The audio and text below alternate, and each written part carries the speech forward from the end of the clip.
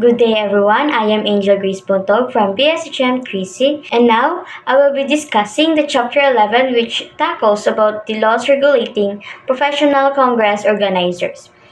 So before I dig in with the topic, here's the learning objectives. At the end of this topic, students can enumerate the responsibilities of professional congress organizers, identify the laws that govern the business of congress, conference, or event organizers, and provide examples of safeguards that may be observed by professional congress organizers to prevent violation of any law. So in the business tourism sector, the meetings, incentives, conventions, and events or MICE play a crucial role in driving tourism and economic growth. However, the sector is often undervalued despite its significant contribution. This presentation will delve into the laws regulating professional congress organizers, covering their duties, the laws that govern their operations, and the accreditation requirements set by the Department of Tourism. I will also highlight the safeguards that PCO can implement to prevent legal violations. The nature and description of the business. So the convention. Convention is a gathering for exchange of views, knowledge, skills, and experiences, excluding corporate meetings. Next is the conference. So a general gathering with high participation for problem solving and decision making. Next is the congress. This is an international convention commonly used in Europe. Next is the seminar. This is a small focused group meeting, typically under 30 people. So as an HM student, we usually participate with this type of event. Next is the lecture. This is a formal presentation with a Q&A session. Next is the symposium, a panel discussion with audience participation but less than a forum. Next is the forum, a discussion with opposing views, allowing liberal audience participation. Workshop, a small group training session typically with fewer than 35 participants. Next is the colloquium, a program where participants choose the topics for discussion with equal emphasis on instruction and discussion. So PCO or Professional Congress Organizer is any individual or organization responsible for managing and organizing conventions, conferences, or events. So their role includes site selection, negotiating with suppliers, handling logistics, advising on tax matters, and ensuring the smooth execution of the event. Trade shows and events may be organized by a professional congress organizer for purposes of accreditation by the Department of Tourism. Think of the professional congress organizer or event planner as well connected meeting planner for hire. So this type of takeover the site selection process for you, negotiate with hotels and other suppliers, handle specialist is common outside the US, especially in European city. In short, it will take charge of the whole program. The PCO are required to adhere to certain legal frameworks to operate in the Philippines. So shown in the slide are the laws governing their operations. The Tourism Act. So PCO must comply with the standards set by the Department of Tourism.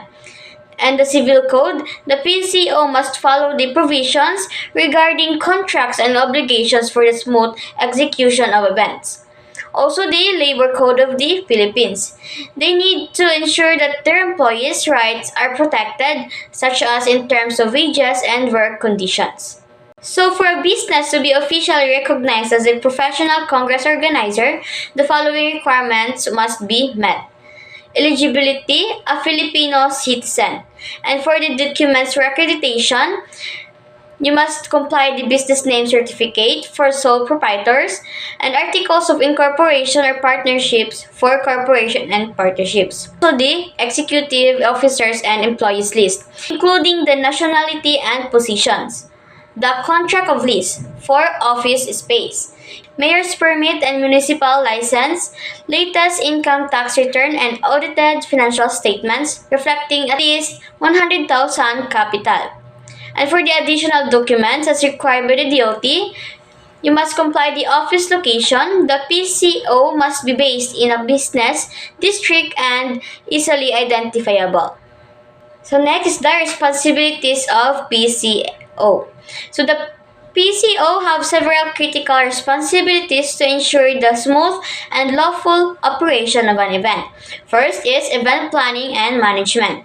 So they handle every aspect of event management from logistic to attendee services. They must ensure events comply with all relevant laws including safety regulations, health codes, and labor laws. Next is the safety and security.